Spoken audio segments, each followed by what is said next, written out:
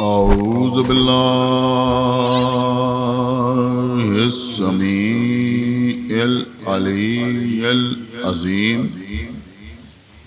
من الشيطان اللعين الرجيم. بسم الله الرحمن الرحيم. الحمد لله الذي هدانا لهذا وما كنا لنهتدي لولا أن هدانا الله. لقد جاءت رسل ربنا بالحق. الصلاة والسلام على صاحب الدين والإسلام والحل والحرام والركن والمقام والصلاة والصيام والسجود والقيام والشريعة والأحكام والحجة والبرهان والمحبة والعرفان والحق والبيان والكتاب والقرآن. سيدنا ونبينا وشفيعنا ومولانا ومولى الثقلين جد الحسن والحسين أبي القاسم محمد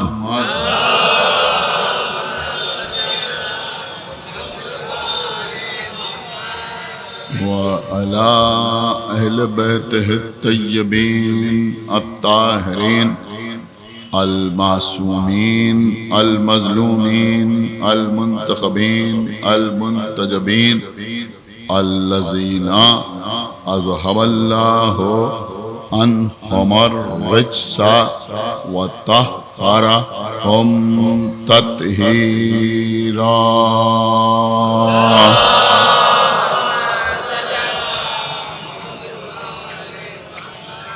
ولعنة الله على أعدائهم وقتلتهم وغاصبي حقوقهم ومنكري فضائلهم ومصائبهم أجمعين من الآن إلى يوم الدين.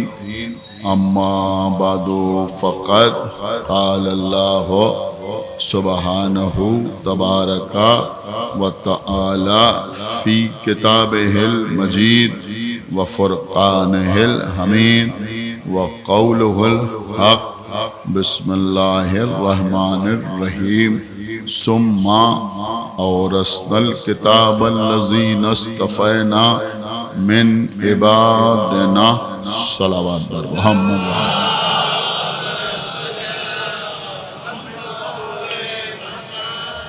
حضرات، مسلسل پہلی سفر المظفر سے آپ حضرات کے درمیان اس آیہ مبارکہ کا سہارا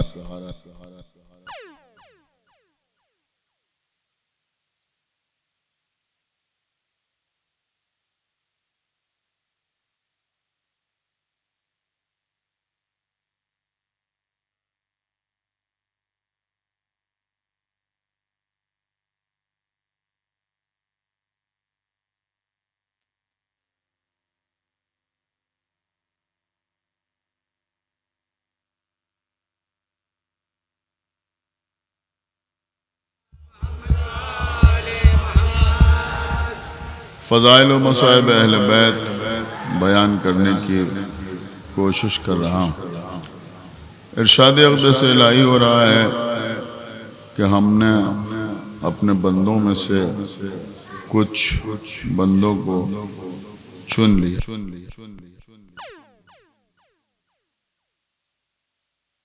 صلوات اور محمد وآلہ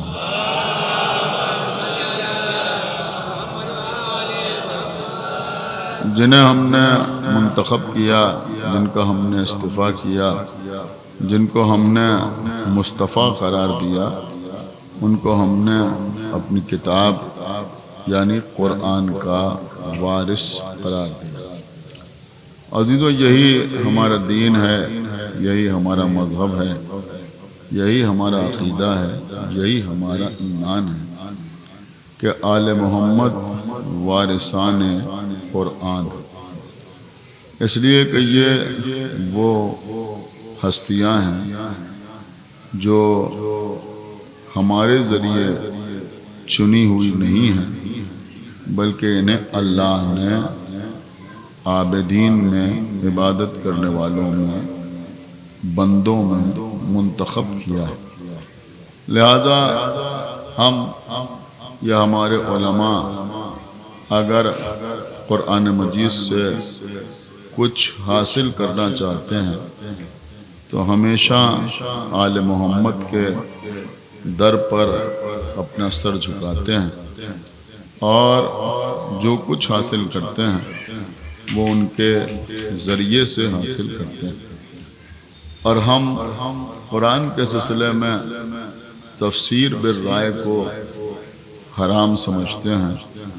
اپنی رائے سے، اپنی مرضی سے، اپنے منشا سے، اپنے مزاج کے مطابق ہم کبھی قرآن کی کسی آیت یا کسی سورے کی تفسیر و تعویل بیان نہیں کرتے جب تک اہل بیت کی کسی حدیث کا سہارا نہ لے لیں۔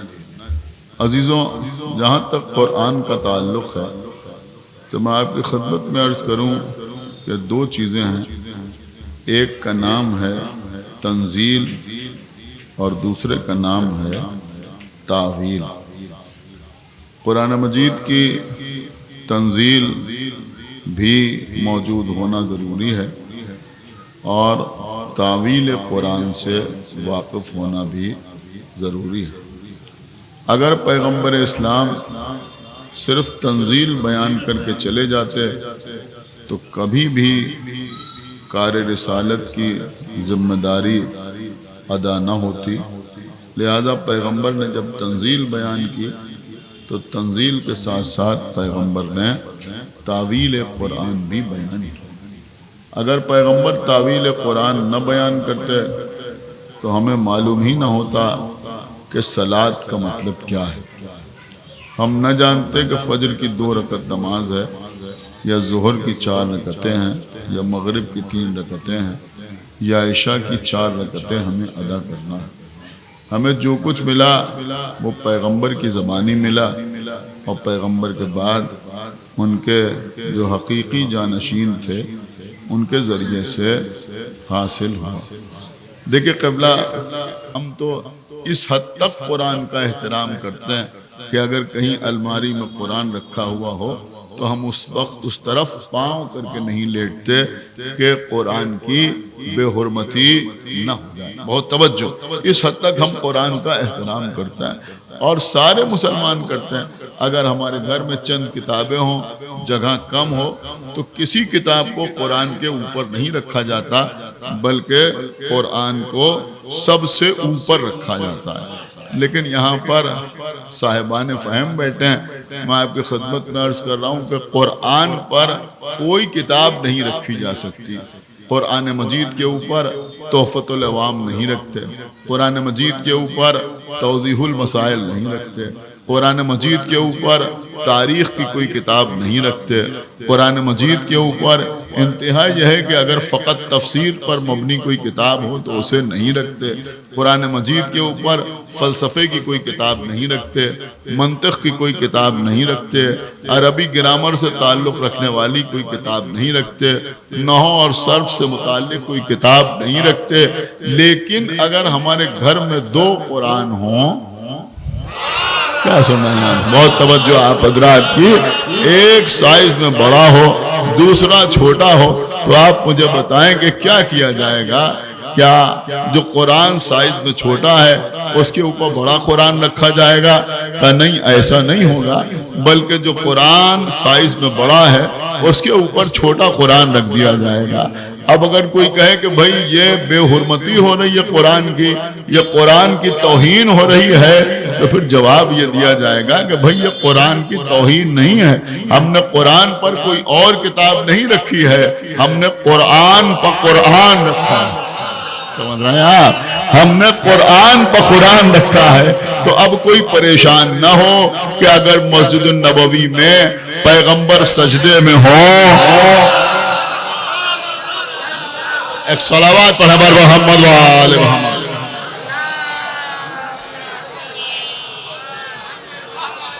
اور حسین ابن علی پشت رسالت پہ آ جائیں تو کسی کو پریشان ہونے کی ضرورت نہیں ہے، اس لیے کہ یہ قرآن پر قرآن ہے، سمجھ رہے ہیں آپ؟ یہ قرآن پر قرآن ہے، یہ نور پر نور ہے، یہ عصمت پر عصمت ہے، یہ عہدے پر عہدہ ہے، یہ منصب پر منصب ہے۔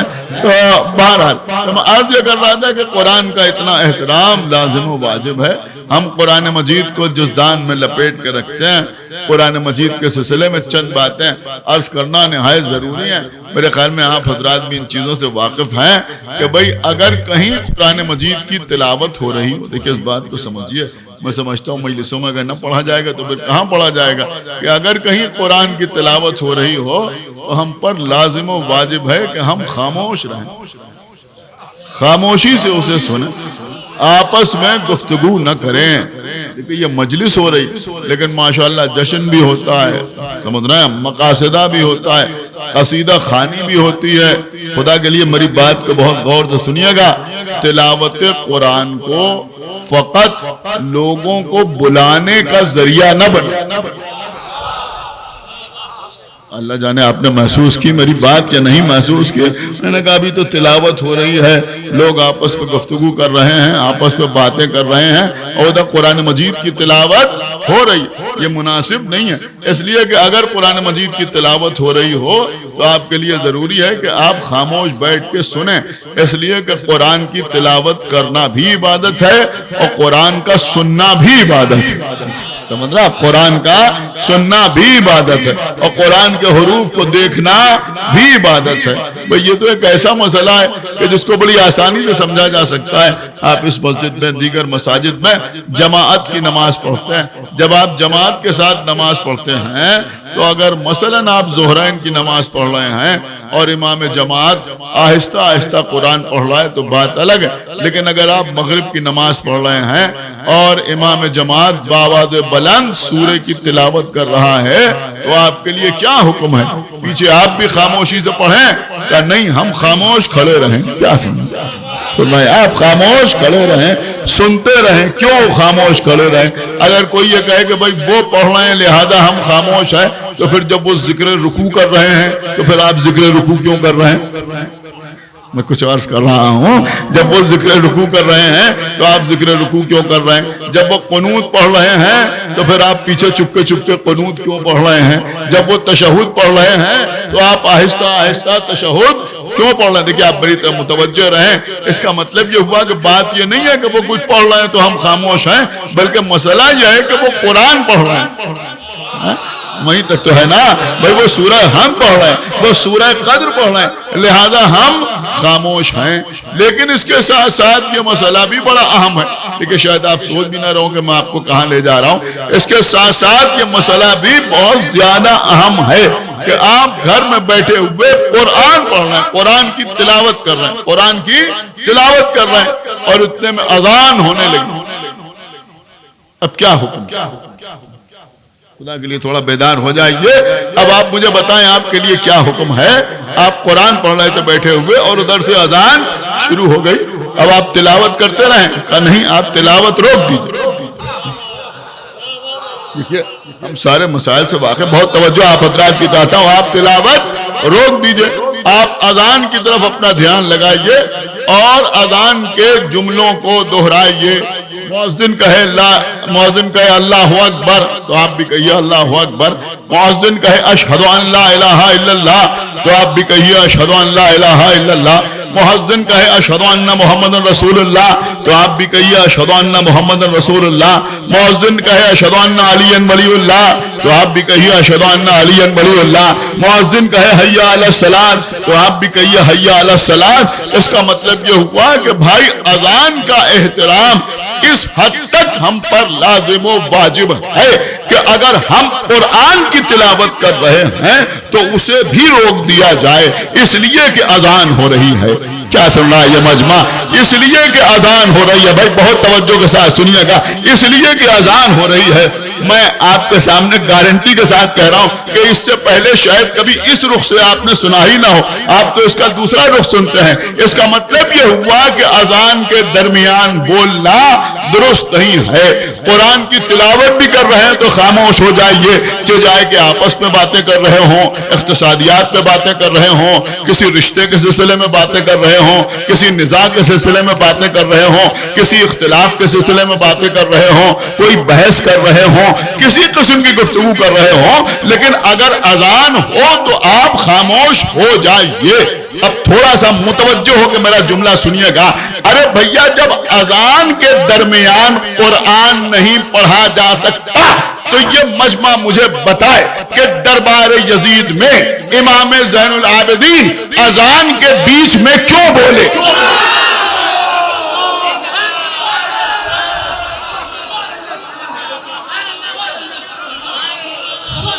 بھئی ایک صلوات پر حضرت محمد و آل محمد۔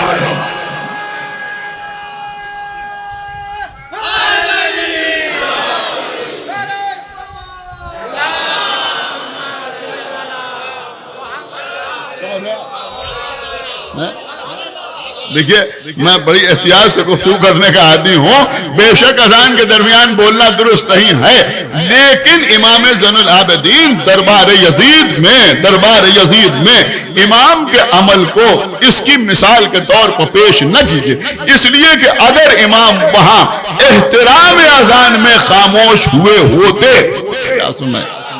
اگر امام وہاں احترام اذان میں خاموش ہوئے ہوتے تو آخر تک خاموش رہتے۔ خدا کے لیے بھائی سمجھیے میری بات کو، امام آخر وقت تک خاموش رہتے، لیکن امام آخر وقت تک خاموش نہیں رہے، بلکہ جیسے ہی مؤذن نے کہا اشہد ان محمد رسول اللہ، ویسے یزید کی طرف متوجہ ہوئے اور اس سے پوچھا یہ بتا کہ یہ تیرے جد تھے یا میرے جد تھے؟ سن رہے ہیں آپ؟ یہ بتا کہ یہ تیرے جد تھے یا میرے جد تھے؟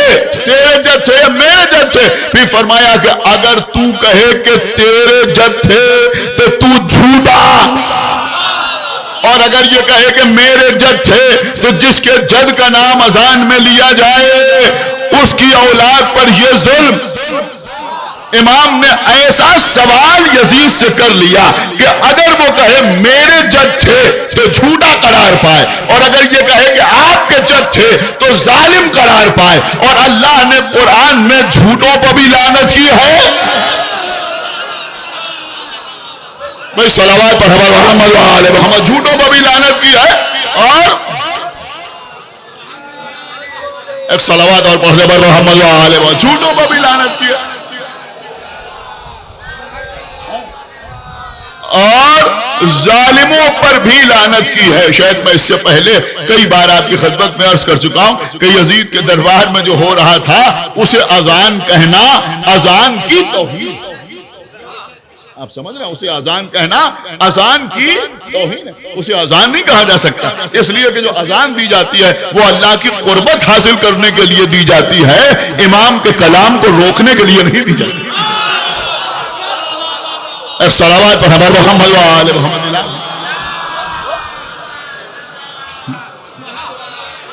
امام تو اس لیے خاموش ہوئے، اب ہو سکتا ہے بات آپ تک پہنچ جائے، دیکھیں ایک تقاضا ہو رہا ہے کہ امام زین العابدین کا تذکرہ کچھ ہو جائے، لہذا بہت توجہ کے ساتھ آپ سنیے گا کہ امام خاموش کیوں ہوئے؟ آپ نے کچھ غور کیا کیوں امام خاموش ہوئے؟ امام خاموش اس لیے ہوئے تھوڑی دیر کے لیے، کیوں خاموش ہوئے؟ اس لیے خاموش ہوئے کہ ابھی یزید یہ کہہ رہا تھا امام حسین کے سر کے ساتھ بے ادبی کر کے کہ کاش میرے بدر و احد کے بزرگ زندہ ہوتے تو وہ دیکھتے کہ میں نے کیسے ان کا انتقام لیا ہے، اور اس کے بعد کہنے لگا کہ یہ نہ کوئی خبر آئی تھی نہ کوئی وحی آئی تھی، یہ بنی ہاشم کا کھیل تھا حکومت حاصل کرنے کے لیے۔ تو اس کا مطلب یہ ہوا کہ وہ خبر سے انکار کر رہا تھا، وہ وحی سے انکار کر رہا تھا۔ اب آپ مجھے بتائیں کہ جب خبر سے انکار ہوگا تو پھر محمد کو نبی کیسے مانیں گے؟ آپ شاید محسوس نہیں کر رہے ہیں. ارے بھیا نبا سے ہی تو نبی بنا ہے نا. تو جب خبر ہی سے انکار ہوگا تو پھر نبوت سے انکار, جب وحی سے انکار تو رسالت سے انکار. یعنی ابھی یزید اپنے دربار میں بیٹھ کر حکومت کے نشے میں چور ہو کر یہ کہہ رہا تھا کہ نہ کوئی خبر آئی تھی نہ کوئی وحی آئی تھی. یعنی وہ کہنا چاہتا تھا کہ نہ کوئی نبی تھا نہ کوئی رسول تھا, نہ کوئی نبی تھا نہ کوئی رسول تھا. اب اسی کے دربار میں اسی کے زرخرید افراد چیخ کے کہہ رہے تھے اشہد ان محمد رسول اللہ. صلوات محمد علیہ محمد.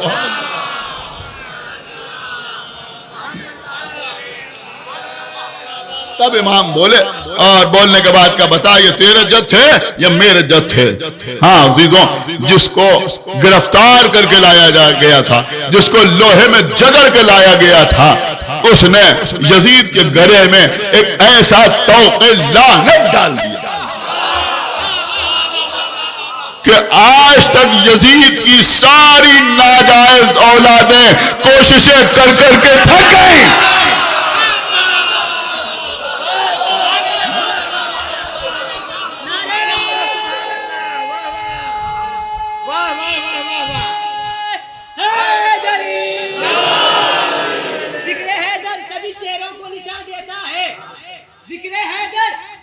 چہروں کو نشان دیتا ہے, نور مومن کو منافق کو دھواں دیتا ہے, نور مومن کو منافق کو دھواں دیتا ہے. تو بوکھلاہٹ تیرے خطبوں کے سبب تھی سجاد, بوکھلاہٹ تیرے خطبوں کے سبب تھی سجاد, ورنہ کافر بھی کہیں حکم ازا دیتا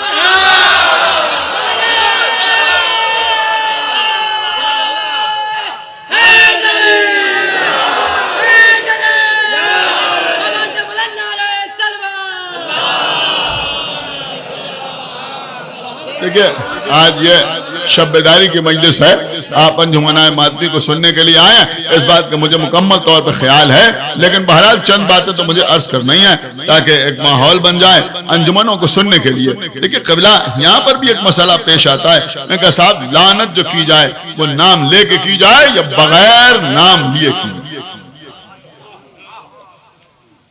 سنیے جو میں عرض کر رہا ہوں, میں کہا نام لے کے لعنت کی جائے یا بغیر نام لیے لعنت کی جائے. ایک آیت میں آپ کو سناؤں, بہت ہی مشہور آیت, شاید روزانہ مسجد میں اس کی تلاوت ہوتی ہے. ان اللہ و ملائکتہ یصلون علی النبی یا ایھا الذین آمنوا صلوا علیہ وسلموا تسلیما.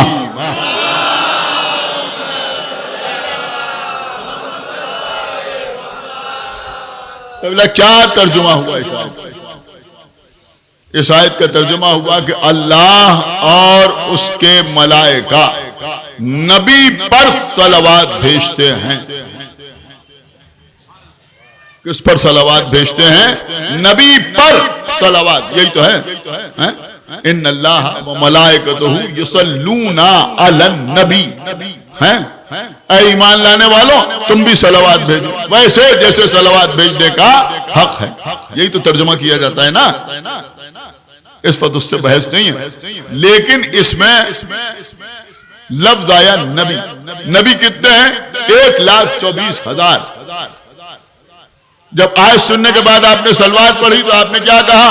اللہم صلی علی محمد و آل محمد.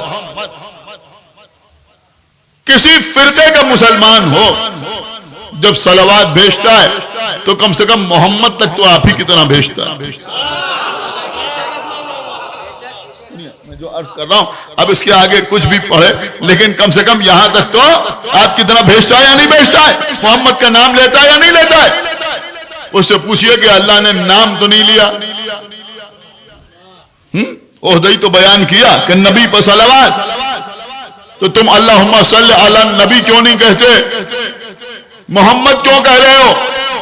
تو جواب ملے گا کہ اللہ نے تو کہا کہ اللہ اور اس کے ملائکہ نبی پر صلوات بھیجتے ہیں, لیکن ہمیں معلوم ہے کہ سب سے بڑا نبی کون ہے. اب بھی نہ سمجھیں گے تو کب سمجھیں گے؟ ہمیں معلوم ہے کہ سب سے بڑا نبی کون ہے، لہذا ہم نام لے کے صلوات بھیجتے ہیں۔ ارے بھیا اللہ نے کہا نبی پر صلوات، ہمیں معلوم ہے کہ سب سے بڑا نبی کون ہے تو ہم نام لے کے صلوات بھیجتے ہیں۔ اللہ نے کہا جھوٹوں پر لعنت، کیا سن رہے ہیں آپ؟ اللہ نے کہا جھوٹوں پر لعنت۔ اس قوم کو معلوم ہے سب سے بڑا جھوٹا کون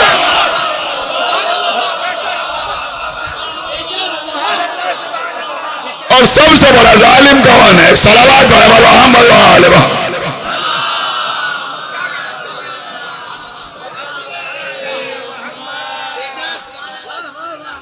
ایک صلوات اور پڑھیں محمد و آل محمد پر۔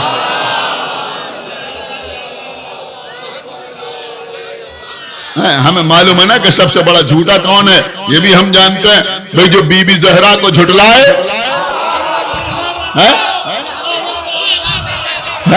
جو بی بی زہرا کو جھٹلائے اس سے بڑا جھوٹا کون ہو سکتا ہے؟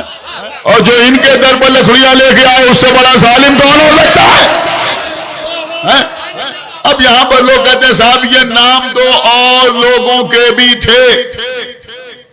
اب یہ بحث ہے، ہمارے مولانا کرار صاحب بیٹھے ہیں، اس طرح کے لوگ اس پر بحث کر سکتے ہیں، لیکن انہوں نے کہا صاحب یہ نام تو مولا علی کے بیٹوں میں بھی تھے اور شہداء کربلا میں بھی یہ نام تھے اور یہاں بھی تھے اور وہاں بھی تھے اور وہاں بھی تھے۔ ہاں عزیزوں ہوں گے، ہمیں اس سے کوئی انکار نہیں، لیکن الاعمال بالنیات،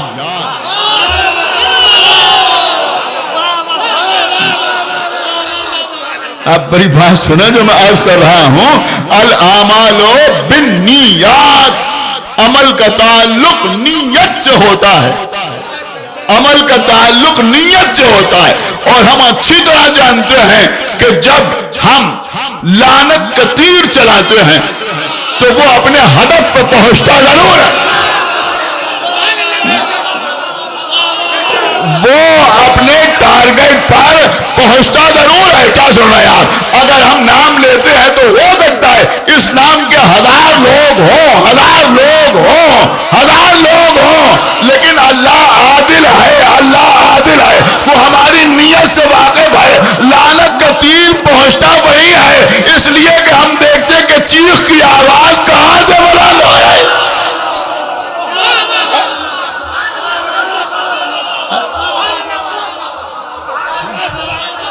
پریشانی کہاں ہو رہی؟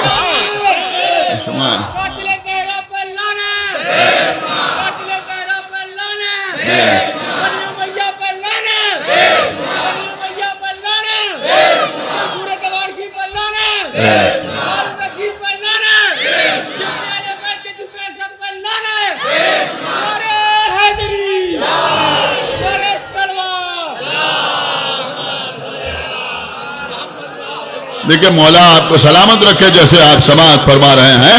تو بہرحال بات کہاں سے چلی تھی اور کہاں آ گئی؟ تو میں عرض کر رہا تھا لا یمسہ الا المطہرون، اس کو کوئی مس نہیں کر سکتا سوائے مطہرون کے۔ بے شک ہمارے لیے یہ مسئلہ ہے، لیکن آپ مجھے بتائیں کہ کتنے کفار کے ہاتھوں میں قرآن نظر آتا ہے؟ آتا یا نہیں؟ آپ نے دیکھا یا نہیں دیکھا؟ دیکھا نا؟ اب میں آپ کی خدمت میں کیا عرض کروں، میں معلوم کتنے پبلشرز ہیں کہ جو مسلمان ہی نہیں قرآن چھپتا بکتا بھی، کتنی ایسی دکانوں پر قرآن رکھا رہتا ہے کہ جہاں کوئی سوال ہی نہیں کہ کوئی وضو کر کے اسے اٹھائے۔ آپ میری بات سمجھیں؟ اب تو کیسی کیسی چیزیں سامنے آ رہی ہیں، حکومتیں اجازت دے رہی ہیں اور لوگ قرآن کی بے حرمتی کر رہے ہیں۔ تو کیا لا یمسہ الا المطہرون کا یہی مطلب نہیں؟ قبلہ دونوں آیتوں کو سامنے رکھیں، سورہ آل عمران کی تعویل والی آیت، دیکھیں بڑی قیمتی چیز عرض کر رہا ہوں، جہاں خداوند عالم ارشاد فرما رہا ہے کہ وما یعلم تاویلہ الا اللہ والراسخون فی العلم، اس آیت کو سامنے رکھیں اور لا یمسہ الا المطہرون اس آیت کو سامنے رکھیں تو آپ کی سمجھ میں آئے گا کہ جو معنی تعویل کے ہیں وہی معنی مس کے ہیں۔ خدا کے لیے متوجہ ہو جائے، یعنی قرآن کو مس کرنے کا مطلب ہے تعویل کرنا، اور جو راسخون فی العلم ہیں وہی مطہرون ہیں۔ تو اس کا مطلب یہ ہوا کہ اگر مطہرون مل جائیں تو پھر راسخون فی العلم تک پہنچنا آسان ہو جائے. وہی راسخون فی العلم. تو وہ مطہرون کون ہے؟ وہ مطہرون کون ہے؟ یہی سمجھانے کے لیے تو اتنا اہتمام ہوا. نبی نے اپنے بدن میں ضعف محسوس کیا، بیٹی کے گھر آئے، چادر اوڑھ کے لیٹے، اپنے اہل بیت کو چادر میں جمع کیا. امام حسن آئے، امام حسین آئے، بی بی زہرا آئیں، مولا علی آئے، اور جب سب چادر میں جمع ہوئے تو فرمایا اللہم ہؤلاء اہل بیتی، پروردگار یہ ہیں میرے اہل بیت. صاحب کہا یہ ہے میرے اہل بیت. اور اللہ نے بھی آیت بھیجی انما یرید اللہ لیذھب عنکم الرجس اہل البیت ویطہرکم تطہیرا.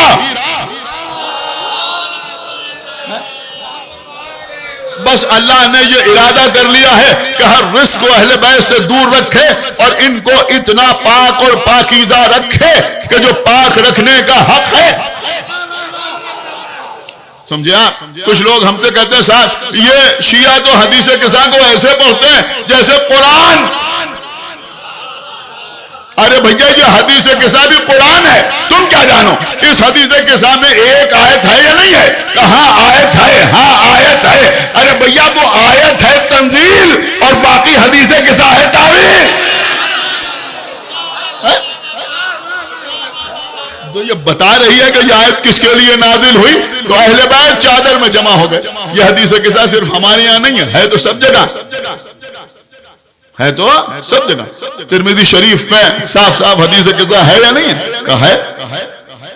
وہاں تو یہ بھی اضافہ ہے کہ جناب ام سلمہ قریب آئیں، آگے کہا کہ اللہ کے رسول کیا اجازت ہے کہ میں بھی چادر میں آ جاؤں؟ کوئی توہین نہیں ہو رہی ہے جناب ام سلمہ کی، یہ تو فضیلت ہے جناب ام سلمہ کی کہ دیکھ تو ساری ازواج رہی تھی لیکن چادر کے قریب صرف ام سلمہ ہے.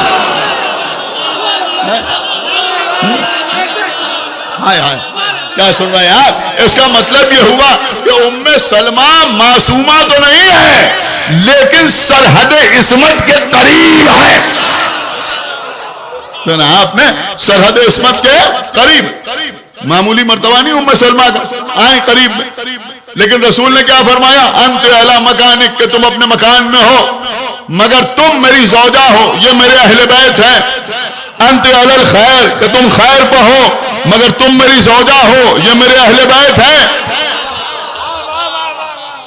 ایک صلوات پڑھے بر محمد و آل محمد.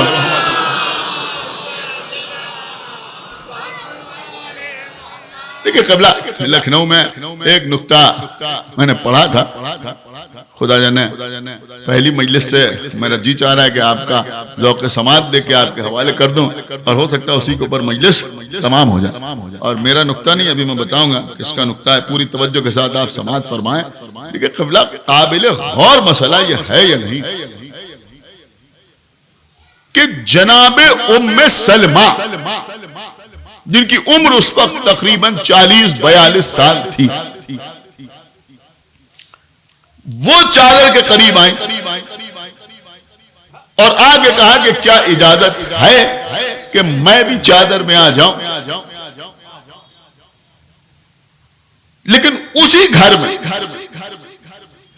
ایک چھوٹی سی بچی اور بھی. کیا سن رہے ہیں؟ ایک چھوٹی سی بچی اور بھی. امام حسین سے فقط 1 سال کم عمر ہے. اگر اس آقا حسین 5 سال کے ہیں تو 4 سال کی شہزادی زینب. کیا سن رہا ہے یہ مجمع؟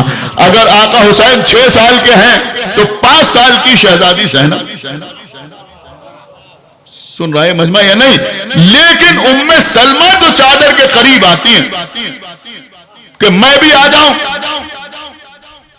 لیکن کسی اپنی یا ان کی کسی کتاب میں نہیں ملے گا کہ شہزادی زینب بھی آئی ہوں. نا میں بھی چادر میں آ جاؤں.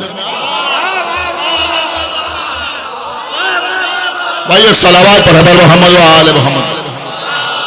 دیکھیے میں جو ہو سکتا ہے اس سے پہلے آپ نے سنا ہو وہ نہیں سنانے جا رہا ہوں. میں بالکل الگ بات آپ کی خدمت میں عرض کر رہا ہوں اور ایک بزرگ عالم کا تبرک ہے جو انشاءاللہ آپ کی خدمت میں پیش کروں. یہ مجمع مجھے بتائے کیا کمی ہے شہزادی زینب؟ بولیے کیا کمی؟ جس طہا و یاسین کے نواسے امام حسن اور امام حسین ہیں، اسی مزمل و مدثر کی نواسی زینب بھی، جس شیر خدا کے بیٹے حسن و حسین ہیں، اسی اسد اللہ الغالب کی بیٹی شہزادی زینب بھی ہیں،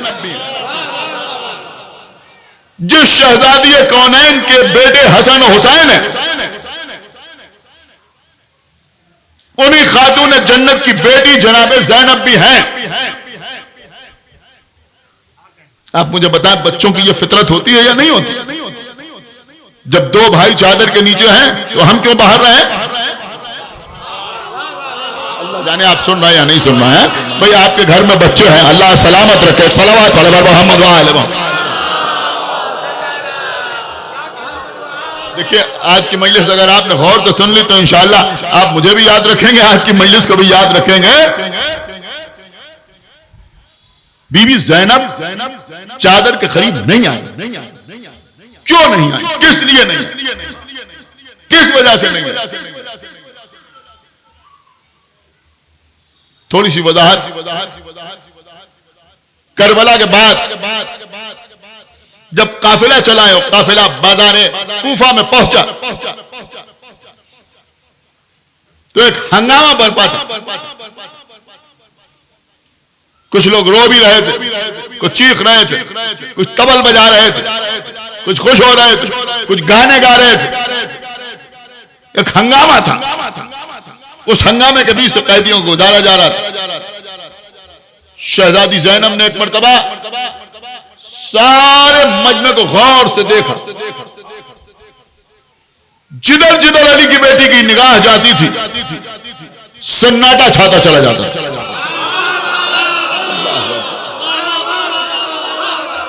میں قبلہ ایسے نہیں سنا جائے گا، ایک صلوات پڑھ محمد و آل، ایک سناٹا چھاتا چلا جاتا۔ یوں ہی شریکت الحسین نہیں کہا جاتا۔ کل میں نے آپ کے سامنے جنگ عرض کی تھی آقا حسین کی، جب آقا حسین میدان میں آئے ہیں نا تو حجت تمام کرنے سے پہلے پسر ساز سے کہا کہ یہ تو جو طبل بج رہے ہیں ان کو خاموش کر دے۔ اس نے حکم دیا، وہ خاموش ہو گئے۔ کہا کہ جو گھوڑوں کی گلوں میں گھنٹیاں بندھی ہوئی ہیں، ناکوں کے گردن میں گھنٹیاں بندھی ہوئی ہیں، اور جو گھوڑے زمین پہ ٹاپے مار رہے ہیں، اس سے جو شور ہو رہا ہے اسے بھی خاموش کر دے۔ اس نے مجبور ہو کے کہا کہ یہ میرے بس میں نہیں ہے، کہ تیرے بس میں نہیں ہے مگر میرے اختیار میں ہے۔ دیکھیں الحمدللہ اس سال بالکل الگ قسم کی مجلسیں ہوئیں، میں آپ کو وہ چیزیں سنا رہا ہوں جو مصائب میں پڑھی جاتی ہیں اور آپ داد دے رہے ہیں۔ کل بھی یہی ہوا اور آج بھی الحمدللہ جدھر جدھر حسین کی نگاہ جاتی تھی، مطلب دیکھنا شروع کیا، جدھر جدھر حسین کی نگاہ جاتی تھی اونٹ ایسے ساکت ہو گئے کہ گھنٹی بجنے نہ پائے۔ گھوڑوں نے عالم یہ تھا کہ جس گھوڑے کا پیر اٹھا ہوا تھا وہ اٹھا ہی رہا۔ اللہ اکبر،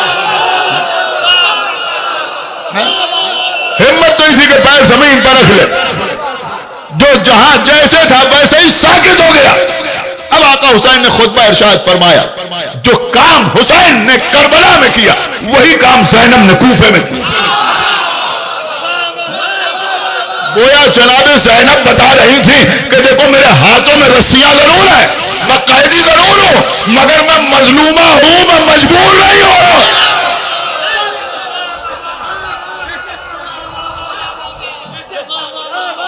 میں صاحب اختیار ہوں۔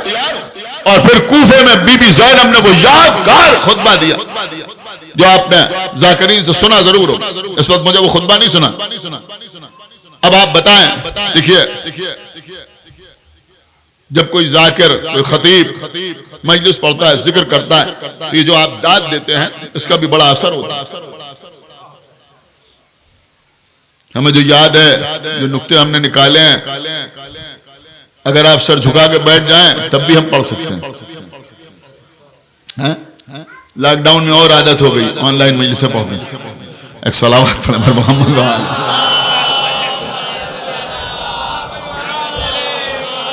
لیکن اس بات کو ایک فطری خطیب ہی محسوس کر سکتا ہے کہ جب مجمع رسپانس کرتا ہے، لوگ داد دیتے ہیں، تو اس وقت کچھ ایکسٹمپور جملے جو ہیں وہ زبان پہ آتے ہیں، ذہن اور کھلتا ہے، جو چیزیں ممبر پہ آنے سے پہلے ذہن میں نہیں تھی وہ بھی ذہن میں آنے لگتی۔ اس کا مطلب یہ ہوا کہ جب سامعین اچھے ہوں، اپنے مزاج کے ہوں، اپنے عقیدے کے ہوں، اپنے نظریے کے ہوں،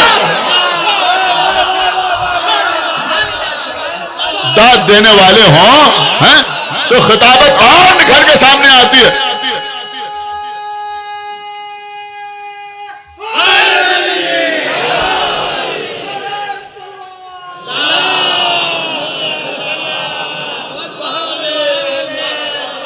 لیکن سلام ہو صاحب نہج البلاغہ کی بیٹی پر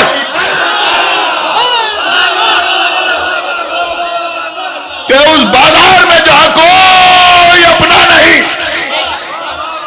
سارے تماشائی، سمجھنا، بے وفا، دھوکے باز، ظالم، عبید اللہ ابن زیاد کے ہاتھ میں بیعت کیے ہوئے لوگ، تماشائی بنے ہوئے لوگ، ان کے درمیان بی بی زینب نے خطبہ دیا اور ایسا زبردست خطبہ دیا کہ تاریخ نے اس خطبے کو سونے کے حروف سے لکھا۔ سنیے میرے بات سنیں، سونے کے حروف سے لکھا۔ دیکھیں یہ امام زین العابدین کے سلسلے کی مجلس ہو رہی نا، میری بات سنیں، کائنات میں کون زینب کے خطبے کی داد دیتا؟ کون داد دیتا؟ لیکن جیسی خطیبہ ویسے ہی داد دینے والا۔ ہائے ہائے کیا سن رہا ہے آپ؟ اگر خطیبہ ایسی ہے جس کے بازوؤں میں رسن بندی ہے، جو بے کجاوا ناگے میں بیٹھی ہوئی ہے، جو بھوکی اور پیاسی ہے، جس کی پشت تازیانوں سے زخمی ہے، تو پھر داد بھی ایسے نے دی جس کے ہاتھوں میں ہتھکڑیاں، پیروں میں بیڑیاں، ہاتھوں میں ہتھکڑیاں، پیروں میں بیڑیاں، گلے میں توقے خاردار۔ امام زین العابدین جو ناقے کی مہار پکڑے ہوئے ایک مرتبہ پلٹ کے پھپھی کی طرف دیکھا، کہا پھپھی آپ عالمہ غیر معلمہ ہیں۔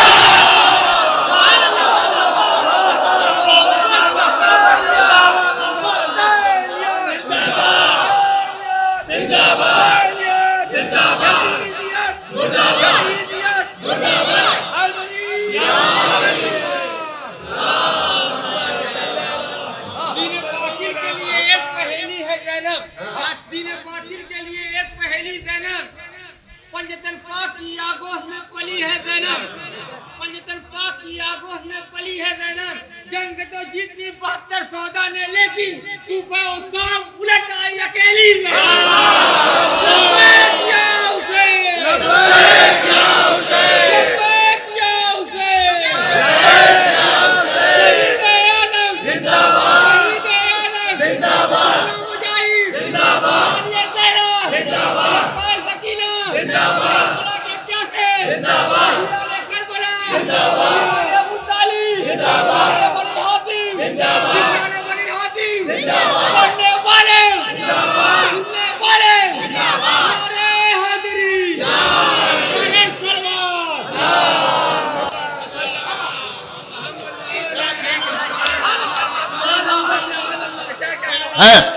داد کس سے دی؟ قسم خدا کی عزیزوں، کہاں کسی خطیب کو، کسی ذاکر کو یہ مقدر ملتا ہے؟ ساری کائنات کی داد ایک طرف اور معصوم کی داد ایک طرف۔ امام نے فرمایا کہ آپ عالمہ غیر معلمہ، اتنے بڑے مجمع میں اعلان ہو رہا ہے آپ عالمہ غیر معلمہ ہیں۔ شیخ یہ بھی بتا دیا کہ جب نواسی کو کسی پڑھانے لکھانے والے کی ضرورت نہیں ہے،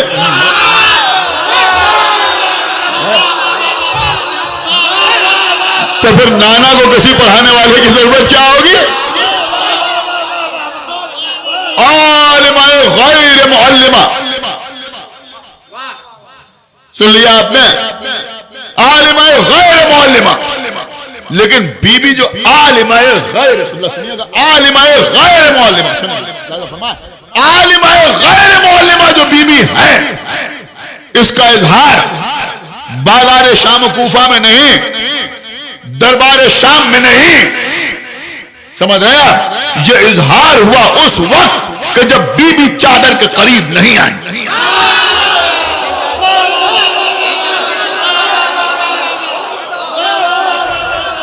نہیں سنا آپ نے؟ سارے گھر والے چادر میں جمع ہیں لیکن بی بی کا چادر میں نہ آنا عالمہ غیر معلمہ ہونے کی سند ہے. دیکھیں میرے جیسے ذاکر سے یہ امید بھی کوئی نہ کرے کہ میں ممبر سے کہہ دوں گا کہ بی بی زینب غیر معصومہ ہیں.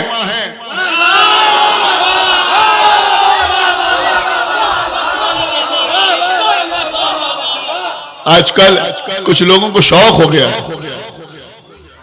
ہے, کچھ لوگوں کو شوق ہو گیا کہ وہ کسی طرح سے کہہ دیں حضرت عباس غیر معصوم تھے, بی بی زینب غیر معصومہ تھی, جناب مسلم ابن عقیل غیر معصوم تھے.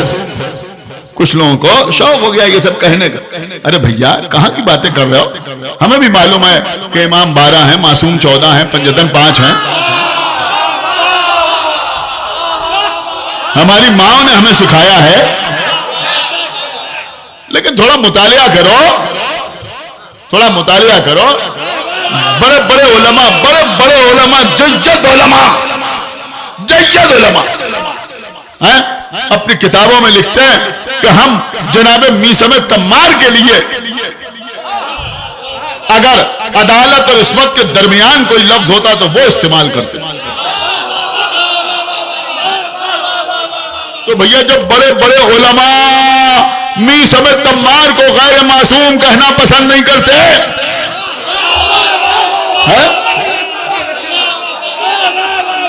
تو پھر مسلم ابن عقیل, پھر مولا عباس, پھر شہزادی زینب. نہیں عزیزوں, اتنا بڑا مجمع نہیں تھا لیکن یہی علاقہ تھا. ابھی کچھ دن پہلے ہمارے جواد بھائی کی والدہ کے اصال ثواب کی مجلس تھی اقراری میں, وہاں میں پڑھ رہا تھا. وہاں میں نے یہ ٹکڑا پڑھا تھا لیکن اس کے آگے آج آپ کی خدمت میں عرض کرنا ہے. میرا دل چاہتا ہے کہ پھر آپ کی خدمت میں عرض کر دوں. جو لوگ وہاں نہیں تھے ان تک بھی بات پہنچ جائے. وہاں کم لوگ تھے, یہاں اس وقت ماشاءاللہ شب داری کی مجلس ہے, زیادہ حضرات موجود ہیں. میری بات سمجھیے گا. بی بی زینب کا مرتبہ یہ ہے, رتبہ یہ ہے کہ شہزادی زینب کے بعد باقاعدہ اخبار زینبیات کے نام سے کتاب لکھی گئی. اہل علم جانتے ہیں نہ معلوم کتنی بیٹیوں کے نام لوگوں نے زینب رکھے, کتنی بیٹیوں کے نام لوگوں نے زینب رکھے. بی بی زینب کے بعد متوکل کا زمانہ ہے, سب چھوڑ دیا میں نے, بہت متوکل کا زمانہ ہے. ایک عورت نے یہ دعویٰ کر دیا کہ میں زینب بنت علی ہوں. سنا ہوگا دیکھیے, اس نے دعویٰ کر دیا کہ میں زینب بنت علی ہوں. کسی نے پوچھا تم زینب بنت علی کیوں ہو؟ 200 سال ہو گئے, تم کیسے؟ اس نے کہا میرے نانا نے مجھے دعا دی تھی, ہر 50 سال کے بعد میری جوانی پلٹ آتی ہے, میں زینب بنت علی ہوں. کسی کے پاس کوئی جواب نہیں. لیکن قبلہ ایک بات تو ماننا پڑے گی کہ ڈپلیکیسی بھی وہی ہوتی ہے جس چیز کی بازار میں کچھ قیمت ہوتی ہے. میں کچھ عرض کر رہا ہوں, پیچھے بیٹھے ہوئے حضرات بھی اگر محسوس کر لیں تو شاید میری محنت قبول ہو جائے. بہت توجہ. ارے بھیا اس نے دعویٰ بھی کیا, جھوٹا دعویٰ کیا, تو یہ کہا کہ میں زینب بنت علی ہوں, یہ نہیں کہا کہ میں جمل والی ہوں.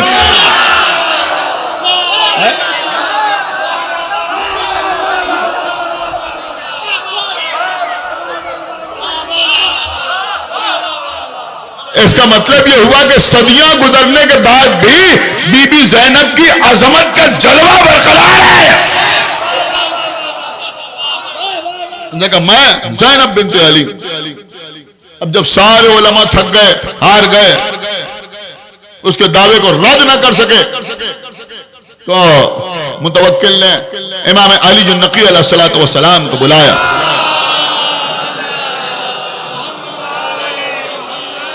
امام تشریف لائے. جب امام تشریف لائے تو اس نے کہا یہ آپ کے گھر کا مسئلہ ہے, اس کو آپ ہی حل کر سکتے ہیں. فرمایا بلاؤ اسے. بلایا گیا. آئی وہ عورت سامنے. جب سامنے آئی امام نے کہا تو کون ہے؟ اس نے کہا میں آپ کی جدہ ہوں زینب بنت علی. کہا اچھا تم ابھی تک کیسے؟ اس نے وہی بات دہرائی کہ میرے نانا نے مجھے دعا دی تھی اور 50 سال بعد میرا شباب پلٹ آتا ہے, میں زینب بنت علی ہوں, ابھی تک باحیات. امام زین العابدین نے متوکل سے کہا کہ تو نے جو ایک عذاب خانہ بنوایا ہے, ایک 4 دیواری تھی جس میں جنگلی جانور تھے. دیکھیں یہ سب آپ کی سنی ہوئی باتیں ہیں, لیکن اس سے جو نتیجہ انشاءاللہ آپ کے سامنے پیش ہوگا تو آپ کی روح خوش ہو جائے گی. تو انہوں نے کہا کہ وہ جو تو نے عذاب خانہ بنوایا ہے جہاں شیر, بھیڑیے, چیتے وغیرہ رہتے ہیں, انہیں بھوکا رکھا جاتا ہے, اگر کسی کو موت کی سزا دی جاتی ہے تو اس کو اس میں داخل کر دیا جاتا ہے. کہاں ہے؟ امام نے اس عورت سے کہا کہ پیغمبر اسلام نے ارشاد فرمایا ہے کہ اولاد سیدہ کا گوشت درندوں پر حرام ہے.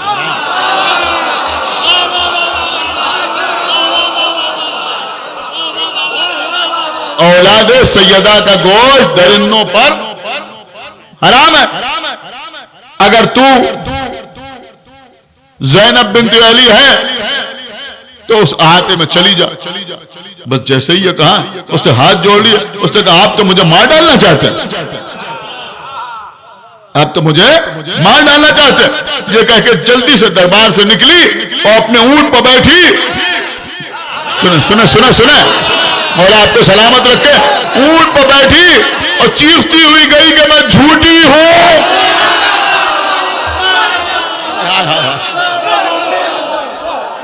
دیکھیے قبلہ میں کیا عرض کروں, جھوٹی تھی مگر تھوڑی غیرت تھی. اونٹ پر بیٹھ کے یہ نہیں کہا کہ میں صدیقہ ہوں. چلی کہ میں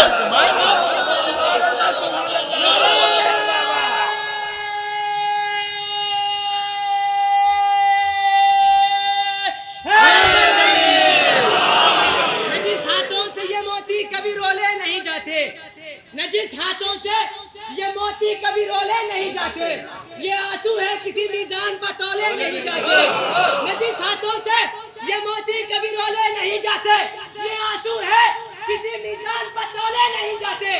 بدے ہاتھوں سے شہزادی نے جن کے ہاتھ باندھے تھے, بدے ہاتھوں سے شہزادی نے جن کے ہاتھ باندھے تھے, نمازوں میں بھی ان کے ہاتھ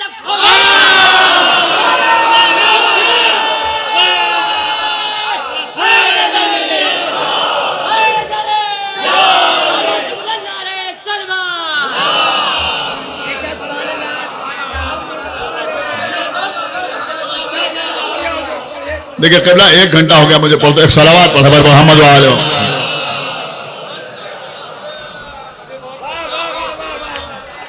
دیکھیں قبلہ اس کے بعد متوکل کہتا ہے امام سے کہ وہ تو نہیں جا سکی, کہ آپ جا سکتے ہیں.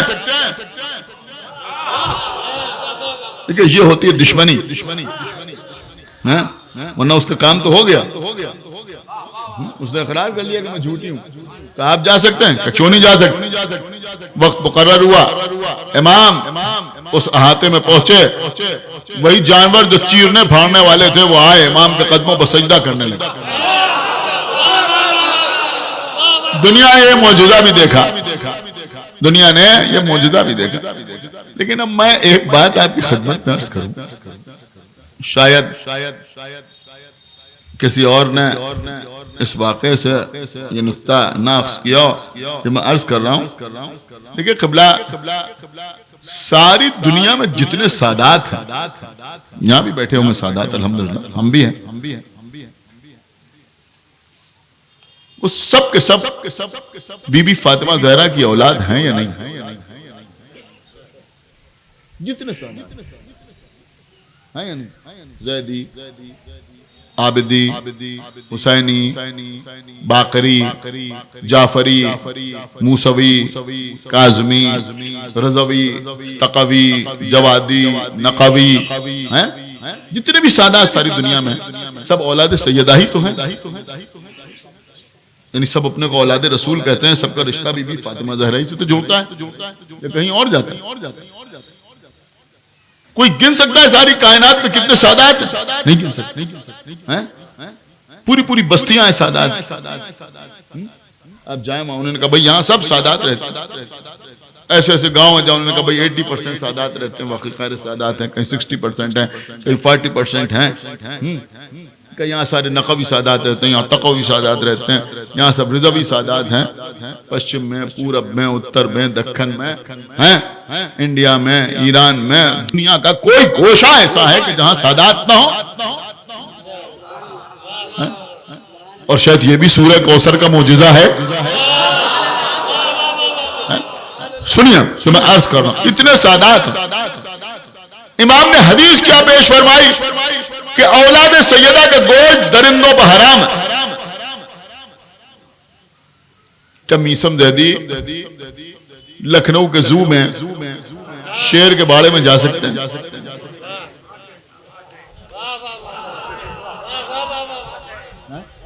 میں کسی اور کو کیوں کہوں؟ ایک صلوات پڑھا محمد ہے سید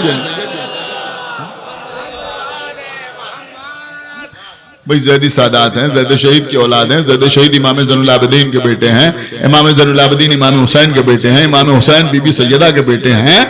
اچھا ہم یا کوئی بھی سید دنیا میں جو سیادت کا دعویٰ کرے، عالم دین ہی کیوں نہ ہو، سر پہ سیاہ امامہ ہی کیوں نہ ہو، متقی ہو، پرہیزگار ہو، کچھ بھی ہو، کچھ بھی ہو، کیا ایسا ہو سکتا ہے اسے کہا جائے یہاں شیر ہیں، چیتے ہیں، سب کو بند کر دیا گیا، یہ بھوکے بھی ہیں، بسم اللہ آپ تشریف لے جائیں. پیغمبر کی حدیث ہے کہ اولاد سیدہ کا گوشت درندوں پر حرام ہے. جا سکتا ہے؟ کوئی جا سکتا ہے؟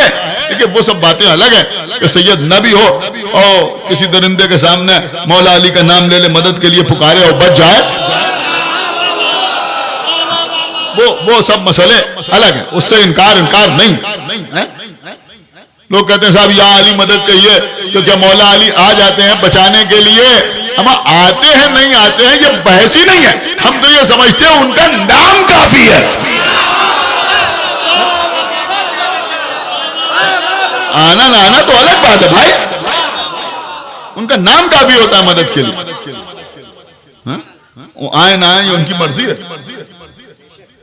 وہ سب تو الگ بات. لیکن کیا اس بنیاد پر کہ ہم سید ہیں کوئی شہروں کے بارے میں جا سکتا ہے؟ ابھی کہاں سے وہ چیتے ویتے منگائے تھے پی ایم نے، کیا کوئی جا سکتا ان کے درمیان؟ نہیں جا سکتا نا. تو پھر پیغمبر کی اس حدیث کا مطلب کیا؟ ہم نے علماء کی طرف رجوع کیا. جب علماء کی طرف رجوع کیا کہ بھئی اس حدیث کا مطلب کیا ہے، تو انہوں نے کہا کہ یہ حدیث پیغمبر تو ہے اس لیے کہ امام نے ارشاد فرمائی ہے، لیکن بات یہ ہے کہ اس حدیث میں عصمت کی شرط چھپی ہوئی. نہیں سارا مجمع غور نہیں کر رہا ہے.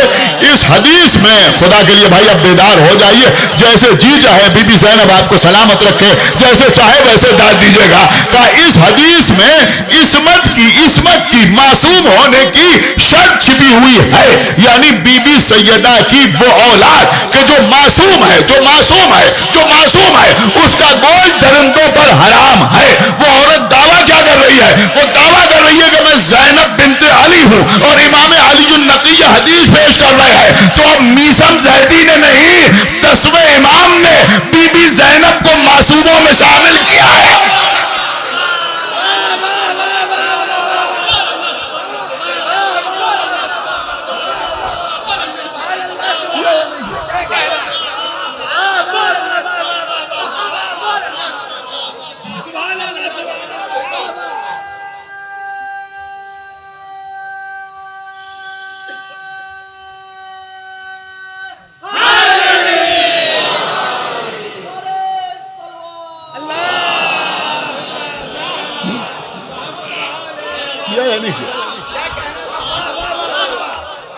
آپ بتائیے یہ حدیث کیوں سنائی؟ کیوں سنائی یہ حدیث؟ تو بی بی ہے عالمہ غیر محلل. تو اب یہ مسئلہ بھی ختم ہو گیا کہ چادر کے قریب اس لیے نہیں آئیں کہ عصمت نہیں تھی. دیکھیں قبلہ میرا نکتہ نہیں، اب جو سنا زبردست عالم تھے اور نہایت سادگی پسند.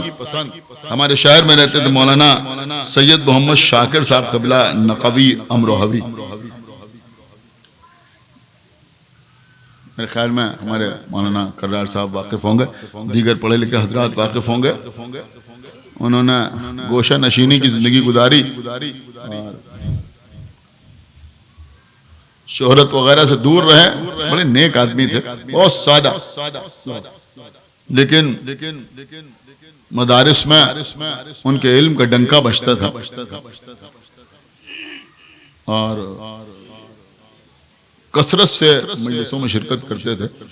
یعنی ہمارے جیسے مجلس پڑھ رہے ہیں اور وہ بیٹھے ہوئے ہیں، اور اگر کوئی آگے آنے کے لیے کہے تو آگے آنے کے لیے بھی تیار نہیں، بالکل پیچھے بیٹھے ہوئے. ہمارے محلے میں رہتے تھے تو ہمارے لیے بالکل ایک بزرگ کی حیثیت سے تھے. قبلہ ان کا نکتہ سماعت فرمائیں، ایک عالم کا نکتہ میں آپ کی خدمت میں پیش کر رہا ہوں. وہ فرماتے تھے یہ سب کچھ بیان کرنے کے بعد کہ بی بی زینب میں کوئی کمی نہیں تھی، کوئی مسئلہ نہیں تھا، لیکن بی بی زینب چادر کے قریب آ کے ام سلمہ تو آگے اجازت مانگ رہی، لیکن بی بی زینب چادر کے قریب آ کے اجازت نہیں مانگتی.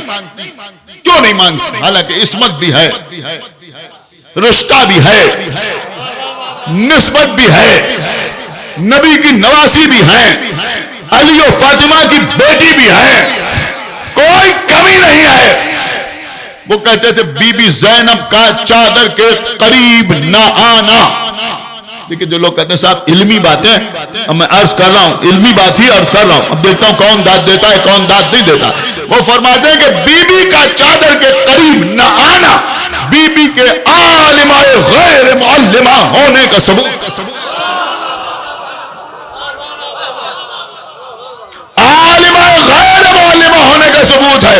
انہوں نے کہا بات یہ ہے کہ بی بی زینب یہ جانتی ہیں کہ چادر کے نیچے اگر میری ماں فاطمہ زہرا موجود ہیں تو ان کے کفو علی بھی موجود ہیں.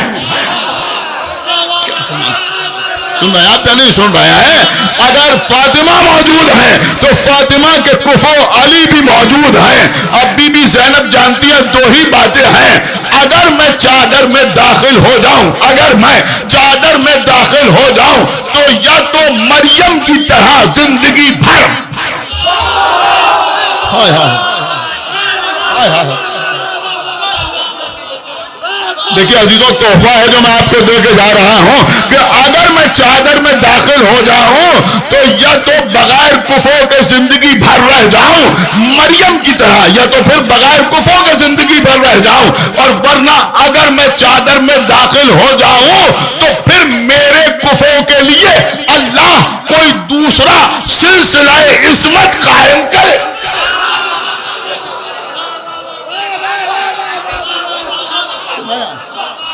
صلوات محمد وآل محمد. کوئی دوسرا سلسلہ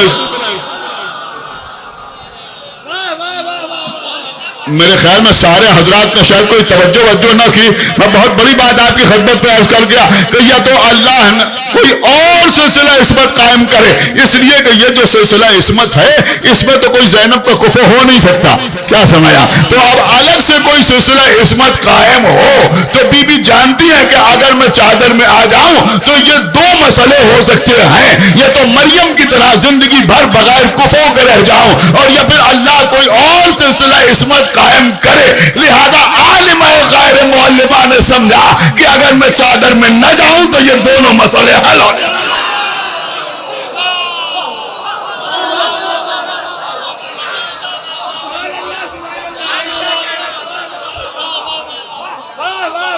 ایک صلوات محمد وآل محمد.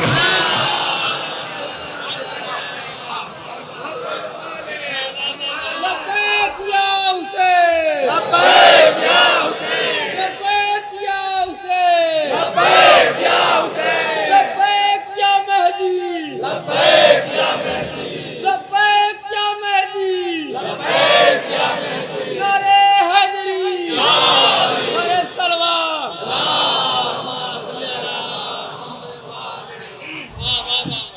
حضرات صرف آپ کو متوجہ کرنے کے لیے اور آپ کے اذہان عالیہ کو بولنے کے لیے ایک مطلب 2 شعر میں آپ کو سنانا چاہتا ہوں، پوری توجہ کے ساتھ سماعت فرمائیے گا کہ تو نے تہذیب ازا کی ہے عطا تب زینب،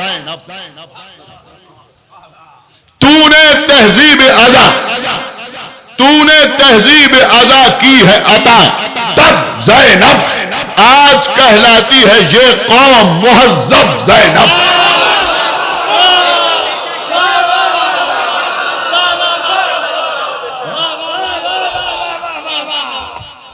تو نے تہذیب ازا کی ہے عطا تب زینب، آج کہلاتی ہے یہ قوم مہذب زینب۔ ان کی دنیا میں کوئی مثل نہ تیرا ہے جواب، ان کی دنیا میں کوئی مثل نہ تیرا ہے جواب، اور فاطمہ فاطمہ گر ہے تو ہے زینب زینب،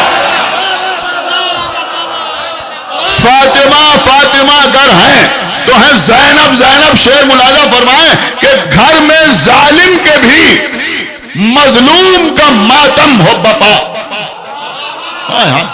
مولا سلامت رکھے آپ کو، کیونکہ میں کوشش کرتا ہوں کہ مجلسوں میں اپنے شعر نہ پڑھوں، لیکن بہرحال یاد آ گئے تو عرض کر رہا ہوں کہ گھر میں ظالم کے بھی، گھر میں ظالم کے بھی، شعر ملاحظہ فرمائیں، گھر میں ظالم کے بھی مظلوم کا ماتم ہو بپا، گر یہ مذہب ہے تو ہے بانی مذہب زینب۔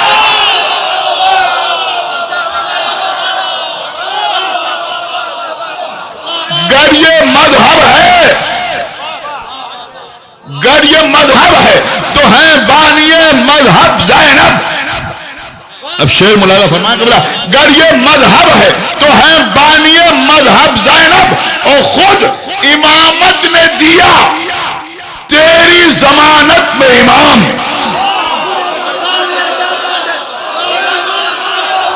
ارے بھیا آپ بھی نہ بولو گے تو کب بولو گے کہ خود امامت نے دیا، کیا مصرع پڑھ دیا میں نے، کہ خود امامت نے دیا تیری ضمانت میں امام، اب خدا جانے کہ کیا ہے تیرا منصب زینب۔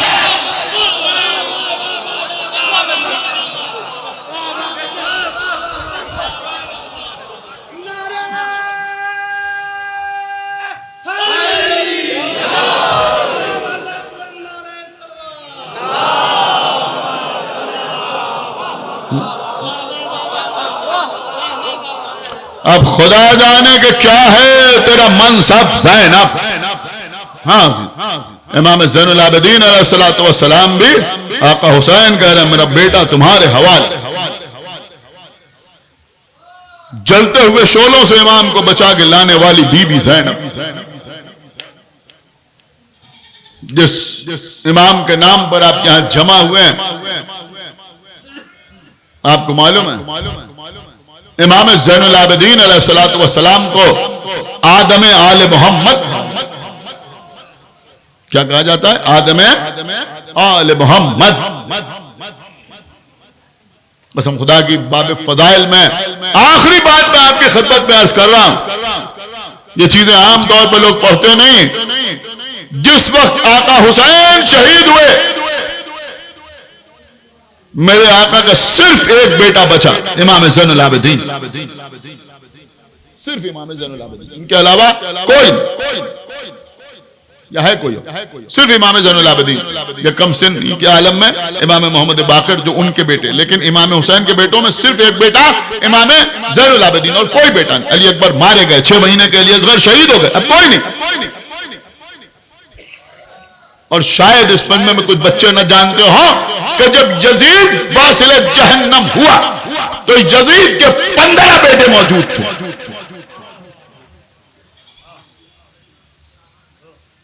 جب یزید واصل جہنم ہوا تو یزید کے کتنے بیٹے موجود تھے؟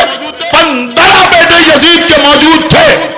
جب حسین دنیا سے گئے تو صرف ایک بیٹا زین العابدین، سنا ہی نہیں آپ نے ہے؟ جب یزید دنیا سے گیا تو یزید کے 15 بیٹے دنیا میں موجود تھے، لیکن آج ساری دنیا میں حسین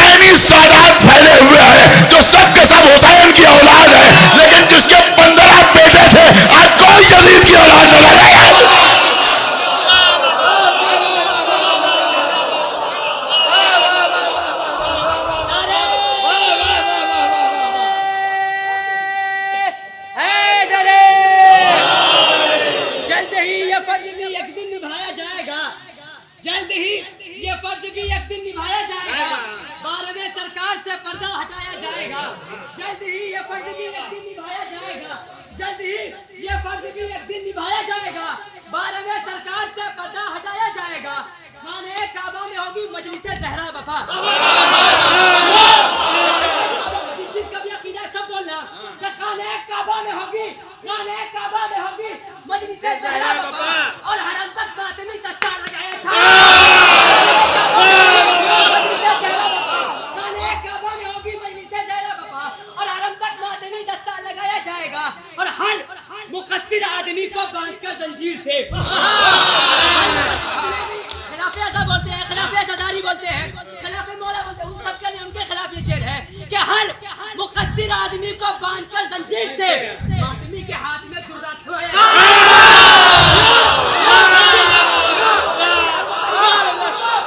باندھ کر زنجیر سے فاطمی کے ہاتھ میں درہ تھمایا جائے گا، تو جس کسی کی بھی حکومت میں چلا زہرا کا گھر، جس کسی کی بھی حکومت میں چلا زہرا کا گھر، اس کو اس کے تخت کے ہمراہ چلا۔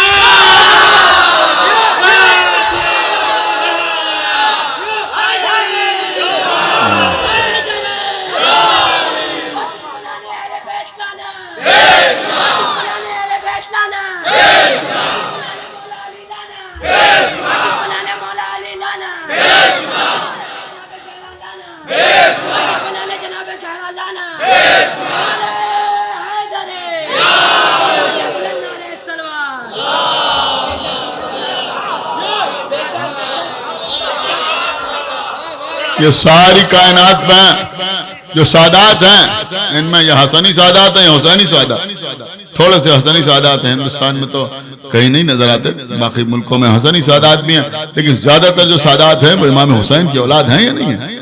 یہ زیدی، یہ عابدی، یہ حسینی، یہ باقری، یہ جعفری، یہ کاظمی، یہ موسوی، جتنے بھی ہیں سب کے سب امام حسین ہی کی اولاد تو ہیں۔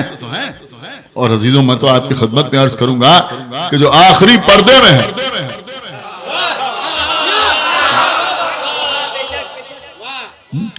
وہ بھی حسین ہی کا بیٹا۔ عزیزوں جب امام تشریف لائیں تو خانہ کعبہ کی، جیسے ابھی شعر میں آپ کو سنا رہے تھے، روایت میں ملتا ہے کہ جب امام تشریف لائیں گے تو خانہ کعبہ کی پشت سے اپنی پشت کو ٹکا کے مجمع کو مخاطب کریں گے، اور جو پہلا خطبہ دیں گے اس کے 5 جملے ہوں گے۔ سب سے پہلا جملہ یہ ہوگا کہ میں ہی قائم آل محمد، میں۔ دوسرا جملہ آپ کے امام کا ہوگا کہ میں ہی خون حسین کا انتقام لینے والی تلوار۔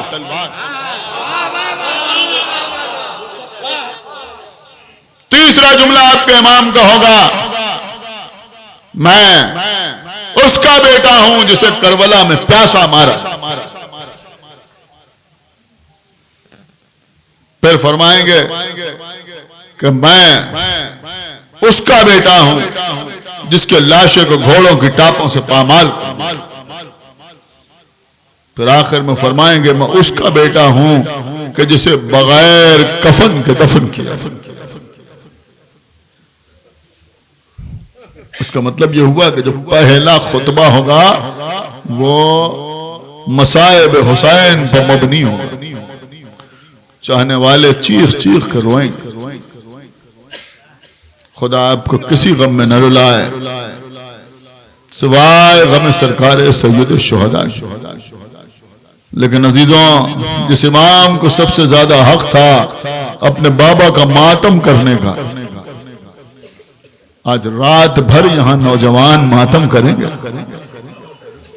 اے ماتم کرنے والے نوجوانوں، یہ سوچ کے ماتم کیا کرو کہ جسے سب سے زیادہ حق تھا ماتم کرنے کا، کربلا کے بعد اس کے ہاتھوں میں ہتھکڑیاں پڑی ہوئی۔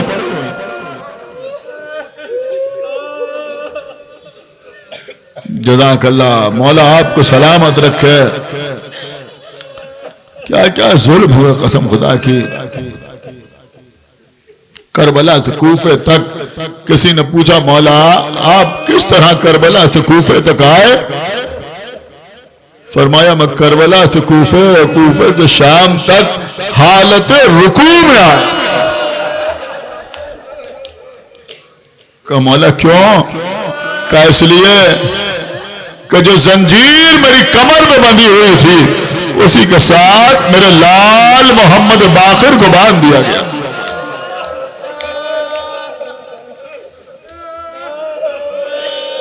عزیزوں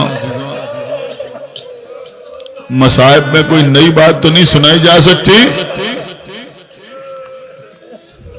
کمر میں لنگر بھی تھا، گلے میں طوق خاردار بھی تھا، ایک لوہے کا وزنی کڑا ہوتا تھا جو قیدی کی گردن میں ڈالا جاتا تھا اس لیے کہ قیدی سر اٹھا کے نہ چلنے پائے۔ یہ طوق بھی دو طرح کا ہوتا تھا، ایک سادے لوہے کا بنایا جاتا تھا، ایک خاردار لوہے کا بنایا جاتا تھا۔ امام کی گردن میں خاردار طوق پڑا ہوا۔ جب قافلہ لوٹ کے مدینے آیا نا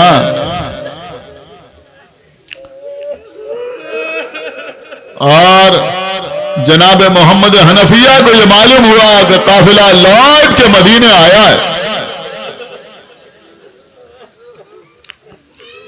بیمار تھے، اپنے غلاموں سے کہا مجھے اٹھاؤ، دیکھو کوئی آواز دے رہا ہے کہ یہ مدینہ رہنے کے قابل نہیں رہا، روح جان مدینہ کربلا میں مارا گیا۔ ارے میرا بھائی کربلا میں مارا گیا، مجھے لے چلو، میں اپنے بھتیجے سید سجاد سے ملنا چاہتا ہوں۔ غلام سہارا دیے ہوئے محمد حنفیہ گھر سے نکلے، بھیڑ بہت زیادہ تھی، کوئی آگے آگے آواز دے رہا تھا ہٹ جاؤ حسین کا بھائی آیا۔ آگے بڑھتے چلے جا رہے ہیں، دیکھا ایک جگہ پر ایک بزرگ شخصیت بیٹھی ہوئی ہے، سر کے بال سفید ہے، کمر خمیدہ ہے۔ آگے بڑھے، اے بزرگوار کیا آپ بتائیں گے میرا بھتیجا زین العابدین کہاں ہے؟ سر اٹھایا، چچا آپ بھی نہ پہچانیے گا؟ اے بیٹا یہ سر کے بال کیسے سفید ہو گئے؟ اے بیٹا یہ کمر کیسے خمیدہ ہو گئی؟ ارے چچا ایک دوپہر میں بھرا گھر اجڑ گیا۔ محمد حنفیہ بھی فرش خاص پر بیٹھ گئے۔ فرش خاص پر بیٹھنے کے بعد محمد حنفیہ کہتے ہیں بیٹا سید سجاد میں نے سنا ہے کہ تمہارے بابا کے قتل کے بعد کسی نے تمہیں پرسہ بھی نہ دیا، کسی نے تعزیت بھی نہ پیش کی۔ اے بیٹا سید سجاد اپنے چچا کا پرسہ قبول کرو۔ عزیزوں جب آپ کسی کو پرسہ دیتے ہیں تو کیسے دیتے ہیں؟ اس کے گلے میں باہیں ڈالتے ہیں۔ محمد حنفیہ نے بھی چاہا کہ امام کے گلے میں باہیں ڈالیں، امام نے چچا کی کلائیوں کو پکڑا، نہیں چچا ارے گلے میں باہیں نہ ڈالیے۔ کہا بیٹا کیا کچھ ناراض ہو؟ اے میرے لال اگر تمہارے بابا مجھے حکم نہ دیتے تو میں مدینے میں نہ رہتا، میں بھی ساتھ چلتا، تمہارے بابا پر جان قربان کرتا۔ کہا چچا مجھے سب معلوم ہے۔ کہا پھر گلے میں باہیں کیوں نہیں ڈالنے دیتے؟ کہا چچا آپ شاید سن نہ سکے۔ کہا نہیں میرے لال بیان کرو۔ کہا چچا اس گلے میں توقع خاردار ڈالا گیا۔ ارے کربلا سے کوفے، کوفے سے شام، یہ گردن زخمی ہوتی رہی۔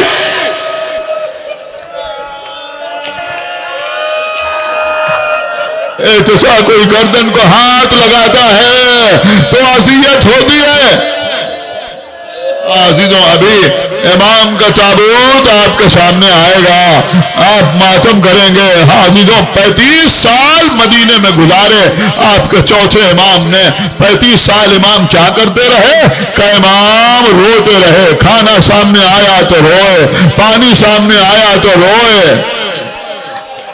کسی نے پوچھا مولا کھانا دیکھ کے کیوں روئے؟ کہ کھانا دیکھتا ہوں تو کربلا کے بھوکے یاد آ جاتے ہیں۔ کہ مولا پانی دیکھ کے کیوں روتے؟ کہ پانی دیکھتا ہوں کربلا کے پیاسے یاد آ جاتے ہیں۔